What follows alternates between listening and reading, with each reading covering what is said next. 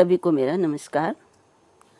पूर्व व्याख्यान में हम संबोधन पर चर्चा कर रहे थे और उसमें मैंने आपको बताया था कि संबोधन में भी प्रथमा विभक्ति का प्रयोग होता है और उसी संदर्भ में आचार्य भर्तृहरि ने संबोधन का जो लक्षण दिया उसकी हेलाराज द्वारा की गई विस्तृत व्याख्या मैंने आपके सामने प्रस्तुत की है।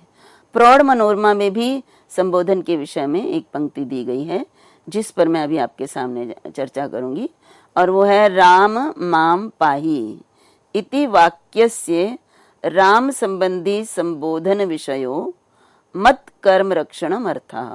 तो देखिए, जैसा कि मैंने आपको बताया कि संबोधन साक्षात रूप से कारक क्रिया में प्रयुक्त नहीं होता है, क्रिया में अन्वित नहीं होता, इसलिए साक्षात कारक उसको नहीं कारक नहीं मानते हैं। इसीलिए संबोधन को प्रथमा विभक्ति वाले प्रसंग में रखा गया है, विभक्ति में रखा गया है, कारक में नहीं। तो यहाँ पे एक उदाहरण है, राम माम पाही, हे राम मेरी रक्षा करो। तो यहाँ पाही रक्षा करो ये क्रिया है, राम करता है और माम ये कर्म है। तो यहाँ पे देखिए इन्होंने इसको ही स्पष्ट किया कि इति वाक्यस्य, इस वाक्य के राम संबंधी संबोधन विषयों, ये क्या है, इस वाक्य का अर्थ बताया कि राम संबंधी संबोधन विषय, राम यहाँ पे संबोधन के रूप में प्रयुक्त है। तो राम को संबोधित करते हुए मत कर्म, मत यहाँ माम है, माम रूपी जो कर्म है उसके मत कर्मक रक्षणम, रक्षा किसकी है, माम मेरी, तो मत कर्मक रक्षा ये इसका अर्थ है। तो यहाँ पे राम को साक्षात रूप से रक्षा करता है ये ना बता के राम को संबोधित करके मेरी रक्षा करो ये इसका अर्थ है। इसलिए इससे और भी स्पष्ट हो जाता है कि ये कारक के अंतर्गत क्यों नहीं आता संबोधन। अब इसी संदर्भ में एक दो सूत्र हैं जो कि संबोधन से जुड़े हुए हैं, उनको जान लेना चाहिए। वास्तव में प्रथमा विभक्ति के तो ये दो ही सूत्र हैं। इसका संबोधन का आगे प्रयोजन क्या है, इससे संबंधित एक सूत्र है, सा आमंत्रितम, सा आमंत्रितम, अर्थात प्रथमा विभक्ति जो संबोधन से लगती है तो उस संबोधन प्रथमांत को आमंत्रित कहते हैं, उसकी एक संज्ञा है। प्रथमा विभक्ति में समाप्त होने वाला जो संबोधन है उसको हम आमंत्रित कहते हैं। अब आमंत्रित संज्ञा जो व्याकरण द्वारा दी गई है, आचार्य पाणिनि ने दी है, उसका प्रयोजन क्या है। तो उसका प्रयोजन में उदाहरण में आपके सामने है, हे वत्स तव, आगे पूरा वाक्य नहीं है लेकिन मुझे इतना ही आवश्यक है, इसलिए यहाँ पे देखिए हे वत्स ये संबोधन है और तव है उसके बाद। तो यहाँ पे एक सूत्र है, आमंत्रितम पूर्वम अविद्यमानवत, अर्थात यदि पूर्व में आमंत्रित हो, आमंत्रित पद हो तो वो अविद्यमानवत, वो विद्यमानवत नहीं होता है। तो जब विद्यमानवत नहीं होता अर्थात वो नहीं के बराबर होता है, तो फिर यहाँ पर क्योंकि प्रथमा विभक्ति में समाप्त होने वाला पद जो वत्स है वो है नहीं, आमंत्रित होने के कारण वो विद्यमान नहीं है, तो जो हमने अभी पूर्व में बताया था कि विभाषा से युष्मद अस्मद को ते में आदि आदेश होते हैं तो वो नहीं होंगे, तो इसलिए तब रूप ही रहेगा, हे वत्स ते ये रूप नहीं होगा। तो ये ध्यान रखना है कि जब हम संबोधन का प्रयोग करते हैं तो युष्मद या अस्मद शब्द आता है तो उनके जो विभक्तियों का रूप हैं उनको हम ये ते और में आदि में या त्वाम माम इत्यादि में परिवर्तित उसमें नहीं करेंगे, ते ना होकर तब ही होगा। कारण यही है कि क्योंकि संबोधन एक वचन है पूर्व में और संबोधन एक वचन को जो है आमंत्रित कहते हैं, और आमंत्रित को अगर पूर्व में हो तो उसको सत्ता नहीं मानी जाती है। तो जब है ही नहीं पूर्व में प्रथमा तो फिर तब को यहाँ पे ते आदेश का विकल्प या विभाषा नहीं होगी। अगला भी सूत्र संबोधन से संबंधित है, इसलिए ये भी बताना चाहूंगी कि संबोधन के प्रयोजन क्या हैं। तो यहाँ पे एक वचनम संबुद्धि ही। अब देखिए, संबोधन एक वचन, प्रथमा विभक्ति होती है तो प्रथमा एक वचन का प्रयोग भी होता है, द्विवचन का भी हो सकता है और बहुवचन का भी हो सकता है। जैसे मैंने आपके सामने हे देवदत्त, हे देवदत्तौ, हे देवदत्ता, ये आपके सामने रखा। तो यहाँ पे जो एक वचन है, संबोधन का एक वचन, उसकी एक संज्ञा है, और वो क्या संज्ञा है? संबुद्धि। संबोधन के एक वचन की संबुद्धि संज्ञा है। अब संबुद्धि कहने का क्या प्रयोजन है? देखिए, आचार्य पाणिनि कोई भी प्रयोग, कोई भी सूत्र, कोई भी शब्द निष्प्रयोजन नहीं प्रयोग करते हैं। तो इसलिए जो एक वचन है, संबोधन एक वचन को संबुद्धि क्यों कहा, इतनी बड़ी संज्ञा देने का प्रयोजन क्या है? तो ये उदाहरण है आपके सामने, हे अग्ने, हे वायो, ये किस प्रकार से निष्पन्न होते हैं, इनकी निष्पत्ति कैसे होती है। अग्नि शब्द से प्रथमा विभक्ति एक वचन में सु का सुविभक्ति होती है, वायु में भी सु होती है। तो यहाँ पे सूत्र है एंग ह्रस्वात् संबुद्धे। ये अग्नि का अग्नि वायु रूप जो है वो सुबंत प्रकरण में देखेंगे। यहाँ पे जो संबुद्धि होने के कारण, संबुद्धि के कारण जो परिवर्तन होता है तो वह एंग ह्रस्वात् संबुद्धे, अर्थात एंग हो, ह्रस्व हो, और उसके बाद जो हल होता है, संबोधन का हो एंग और ह्रस्व हो, तो उसके बाद हल का लोप हो जाता है। तो यहाँ पे हे अग्नि जो है एंग में समाप्त हो रहा है और ह्रस्व ए में समाप्त हो रहा है। उसके बाद स है, सु का स हल है, तो उसका लोप हो जाता है। तो हे अग्नि विसर्गे स के रू और विसर्ग ना होकर स का लोप। हे वायु में भी इसी प्रकार से वायु से वायु और सु का लोप होकर हे वायु रूप निष्पन्न होता है। तो इस प्रकार से संबोधन होने पर किस प्रकार क्या क्या प्रयोजन है, और भी है, मैंने आपको उदाहरण के रूप में दिए हैं। तो अब आपके सामने अगला कारक। देखिए, पहले प्रथमा क्योंकि विभक्ति है वो कारक नहीं है, कारक के अंतर्गत नहीं आता है। अब यहाँ से कारक आरंभ होते हैं और कारके के अधिकार में आते हैं। देखिए, दो अधिकार सूत्र मैंने बताए थे आपको, एक अनभिहित और एक कारके। अनभिहिति के अधिकार में विभक्तियां जो है दी गई हैं सूत्रों में, और कारके के अधिकार में कर्म, करण, संप्रदान, अपादान आदि कारकों को दिया गया है। तो उसी को अब हम आगे कर्म कारक जब बात करते हैं तो कर्म कारक कारके के अधिकार में आता है, और इसका सूत्र है कर्तुरीप्सिततमं कर्म।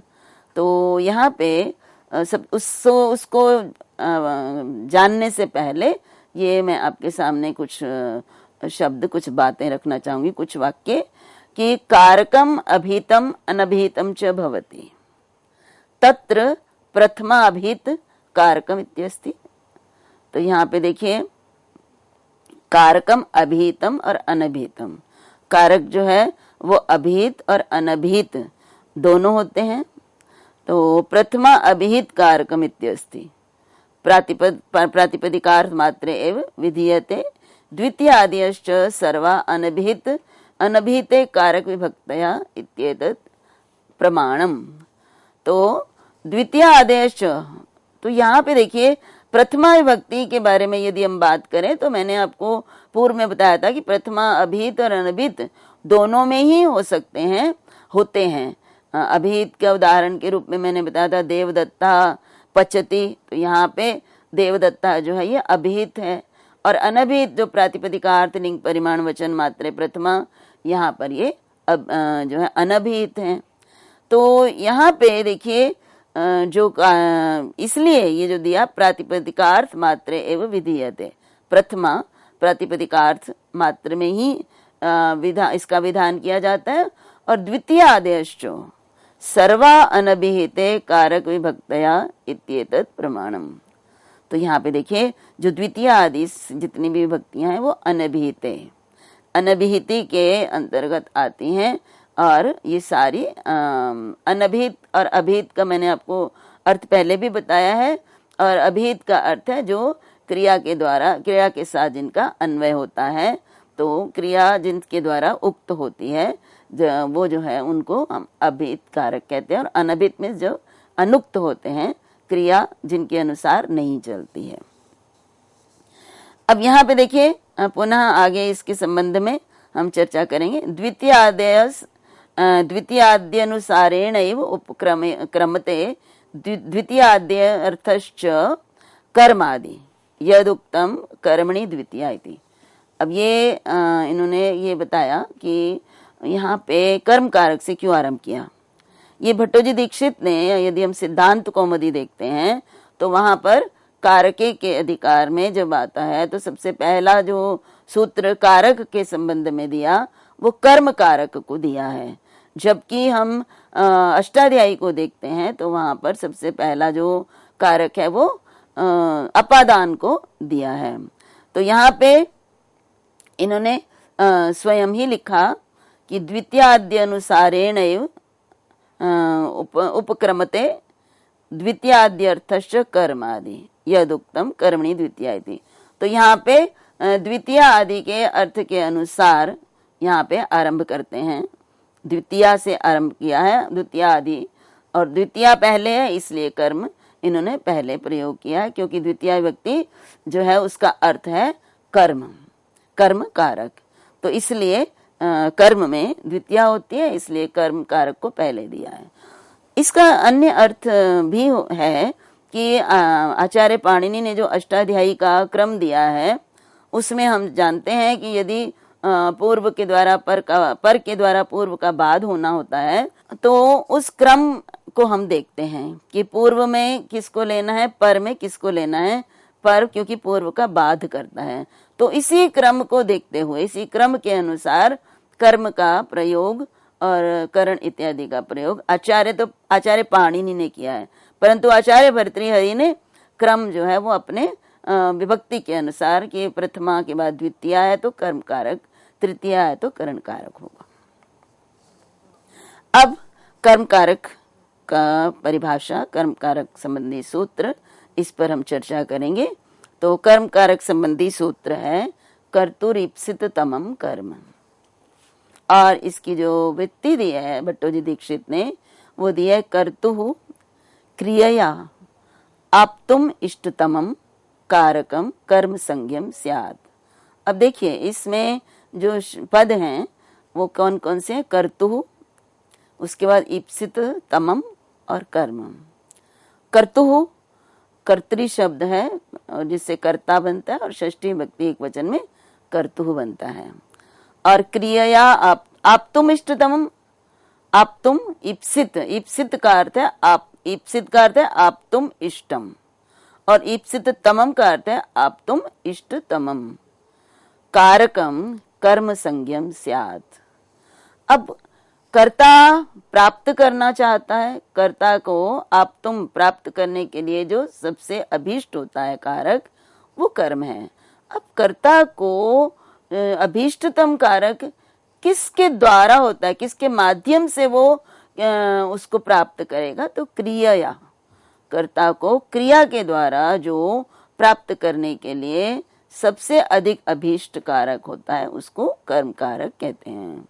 जैसे हम कहते हैं कि देवदत्ता ओदनम भुंगते, तो यहाँ पे देखिए भुंगते खाना, खाना क्रिया है और इसको करने वाला देवदत्त है। तो देवदत्त करता है और वो खाना क्रिया के द्वारा किसको चाहेगा, देवदत्त ओदन को चाहता है सबसे अधिक।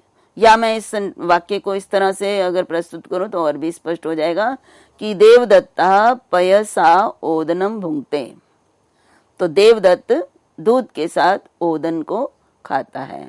तो यहाँ पे देखिए अब देवदत्त खाता है, जब तक देवदत्त खाता है क्रिया नहीं होगी, खाना क्रिया नहीं होगी, तो देवदत्त को ओदन प्राप्त नहीं होगा।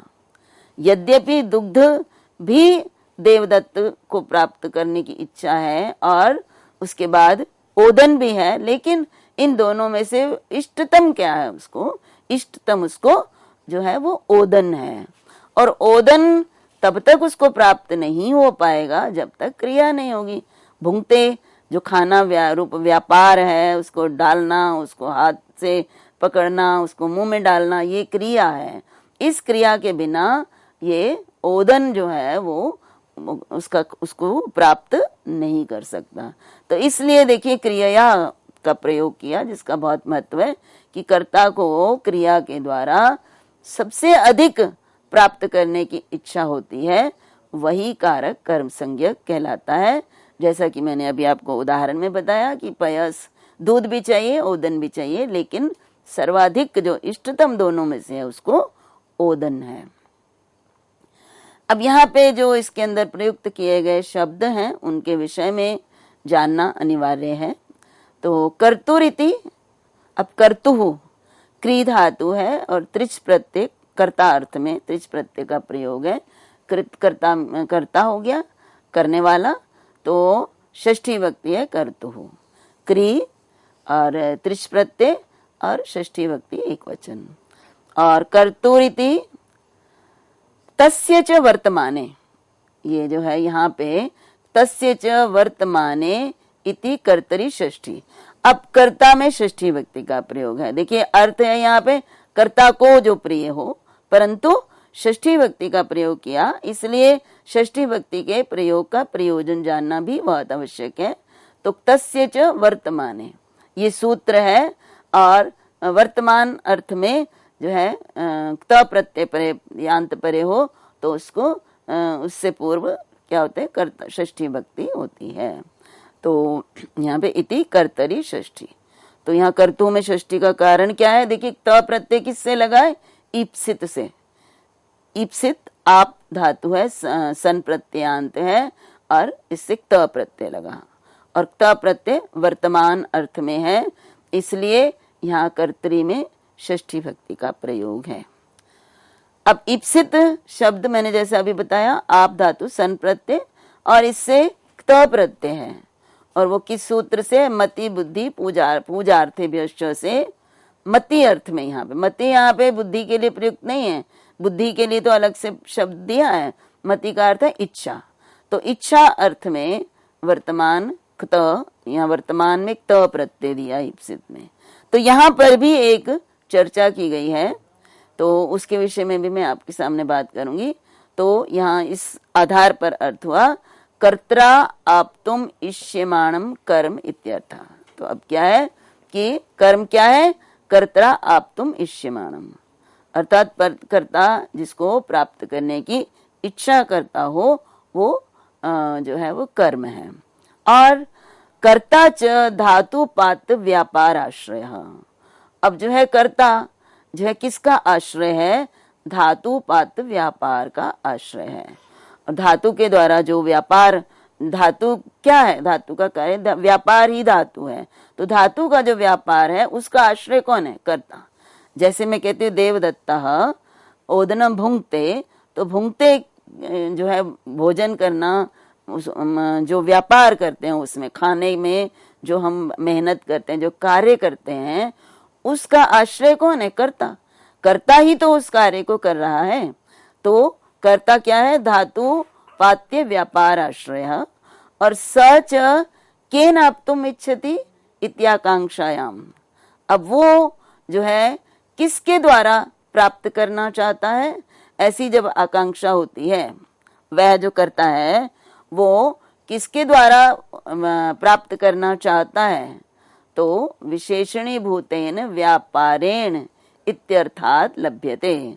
तो विशेषणीभूत, विशेषण जो है कर्ता क्रिया के द्वारा, तो क्रिया के द्वारा कर्ता जो है क्रिया रूपी जो व्यापार है उसके द्वारा जिसको प्राप्त करना चाहता है। तो यहाँ पे कर्ता व्यापार रूपी विशेषण के द्वारा जिसको भी प्राप्त करना चाहता है सर्वाधिक, वो कर्म कारक है। अब यहाँ पे एक और मैंने अभी आपको बताया कि वर्तमान में एक त प्रत्यय है। तो यहाँ पे यदि हम वर्तमान में एक त प्रत्यय कहते हैं तो यहाँ पे एक प्रश्न उठता है, समस्या आती है कि इसका अर्थ है कि वर्तमान में ही जो है वो कर्म होगा। अगर वर्तमान ना होकर भूत या भविष्य काल की क्रिया हो तो नहीं होगा। जैसे कटम कृतवान, तो यहाँ पे कृतवान ये वर्तमान में नहीं है, तो इसका मतलब है कि यहाँ पे कट जो है कर्ता को इप्सितम नहीं होगा क्योंकि वर्तमान में नहीं है, तो ऐसा नहीं है। और इसी तरह करिष्यति में भी कर्म संज्ञा नहीं होगी। इसलिए हम यहाँ पे कहेंगे कि यहाँ वर्तमान अर्थ में जो है त प्रत्यय नहीं माना जाएगा। अन्यथा भूत और भविष्य काल की क्रियाओं में कर्ता को जो कर्म है वो अभीष्टतम ना होने के कारण उसकी कर्म संज्ञा नहीं होगी। अब देखिए यहाँ पे जो मैंने आपके सामने ये सूत्र रखा था, कर्तुर ईप्सिततमम कर्म, तो इसके जब हम व्याख्या करेंगे तो आचार्यों ने इसकी व्याख्या जो है वैयाकरणों ने दो प्रकार से की है। एक तो अभी मैंने आपके सामने स्पष्ट किया कि कर्तु क्रिया ईप्सिततमम कारकम कर्म संज्ञम स्यात्। आचार्य भर्तृहरि ने भी और उनके हेलाराज टीकाकार ने भी यहाँ पे कहा कि जो कारक शब्द है इसका प्रयोग दो बार होगा इस वाक्य में, कर्तुरीप्सिततमम कारकम और उसके बाद कर्म कारकम। क्योंकि देखिए कारके सूत्र की अनुवृत्ति आ रही है यहाँ पे, अधिकार सूत्र है कारके और कारके की यहाँ पर अनुवृत्ति है। और मैंने बताया कि आपको कारके यहाँ पे सप्तमी है, लेकिन सप्तमी को प्रथमा में परिणत करके यहाँ इसमें सूत्रों में इसकी अनुवृत्ति होगी।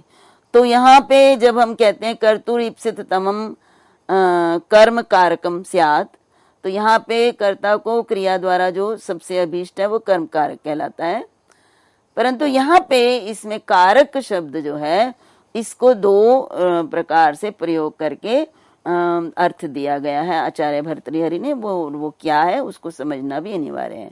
जैसे इसको विभाग कर देते हैं इस वाक्य को, जो इस सूत्र को, एक तो कर्तुर ईप्सिततमम और कर्म, तो कर्तुर ईप्सिततमम कारकम और दूसरा कारक की अनुवृत्ति पुनः करके आवृत्ति करके कर्म कारकम।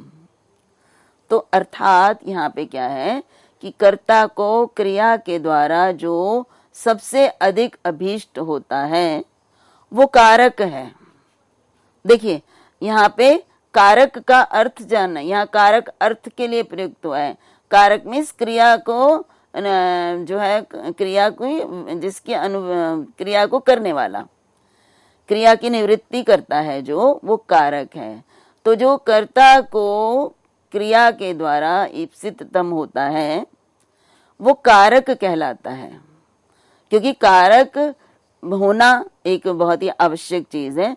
तो वो अर्थात जो कर्ता को क्रिया के द्वारा ईप्सिततम होता है वो कारक है, वो क्रिया को के साथ उसका अन्वय होता है, इसलिए वो क्रिया के साथ क्रिया का वो निमित्त है, क्रिया सिद्धि करने में वो सहायक है, इसलिए वो कर्म है, वो कारक है। तो देखिए एक अर्थ यह है कि जो भी कर्ता को क्रिया द्वारा ईप्सिततम होगा वो कारक कहलाएगा। अब वो कारक की विशेष संज्ञा, एक तो कारक संज्ञा किसकी हुई, ये कर्ता को जो ईप्सिततम है वो कारक कहलाता है, और क्योंकि वो क्रिया को करने वाला है, क्रिया को निष्पादन में उसका वो सहायक है। और दूसरा उसकी फिर उस कारक की एक और संज्ञा होती है, विशेष संज्ञा, और वो क्या संज्ञा है, कर्म संज्ञा।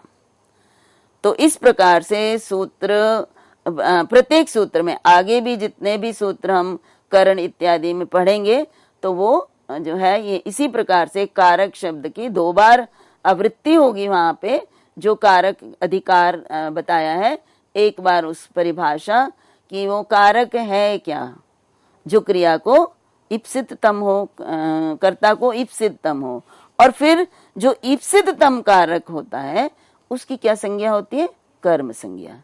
तो एक सामान्य कारक संज्ञा और एक उसकी फिर विशिष्ट कारक संज्ञा, ये दोनों इस सूत्र के माध्यम से हमें प्राप्त होते हैं। तो इस सूत्र का जो एक व्याख्या, एक अर्थ आचार्य भर्तृहरि और हेलाराज टीका में दिया गया है वो मैंने आपके सामने स्पष्ट किया है। अब तमम ग्रहण करने का प्रयोजन भी जानना चाहिए कि तमम ग्रहण करने का क्या प्रयोजन है। तो यहाँ पे देखिए, जब मैं कहती हूँ कि अभी मैंने वाक्य आपके सामने रखा कि देवदत्ता पयसा ओदनम भुंगते, तो यहाँ पे या फिर देवदत्ता वह्निना भोजनम पचती। तो यहाँ पे क्या है कि क्रिया सिद्धि, कर्ता को क्रिया सिद्धि के लिए व्यापार जो करना है, पकाने का व्यापार, उसके लिए अग्नि भी चाहिए और साथ में जो ओदन है वो भी चाहिए, जिसको पकाना है वो भी चाहिए, वो पकने के बाद प्राप्त होने वाला जो है वो ओदन, उसको वो भी चाहिए। तो यहाँ पर प्रश्न उठता है कि जब दोनों ही अभिप्सित हैं, अग्नि के बिना वो ओदन नहीं पक सकता, और ओदन जो है उसके लिए ओदन यदि नहीं होता तो वो उसको पकना क्रिया कहाँ होगी। तो इसलिए यहाँ पे तमम का प्रयोग अत्यंत महत्वपूर्ण है। हमें ये देखना पड़ेगा कि इन दोनों में से कौन सी जो वस्तु है जो उसके अभीष्टतम है, सबसे अधिक पाना क्या चाहता है। वो अग्नि माध्यम है, साधन है, लेकिन पाना वो क्या चाहता है, उस अग्नि को जलाकर और क्रिया करने के बाद, व्यापार करने के बाद जो उसको सर्वाधिक प्रिय होगा वो क्या है, ओदन।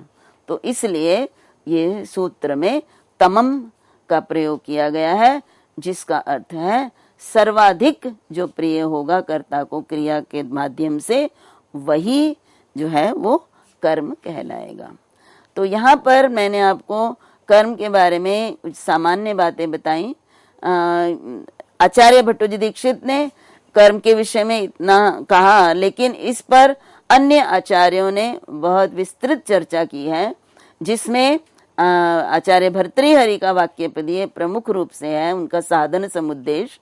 तो कर्म क्या होता है, कर्म कितने प्रकार के होते हैं, इस संदर्भ में भी चर्चा होना अनिवार्य है, जो कि मैं आपके सामने अपने अगले व्याख्यान में प्रस्तुत करूंगी कि कर्म कितने प्रकार के होते हैं और उनमें किस प्रकार से विभक्ति कौन सी प्रयुक्त होती है, ये पुनः आपके सामने प्रस्तुत करूंगी। तब तक के लिए आज केवल इतना ही। अगले व्याख्यान में मैं आपके सामने और अधिक व्याख्या लेकर प्रस्तुत होंगी। तब तक के लिए सभी का धन्यवाद, सभी को मेरा नमस्कार।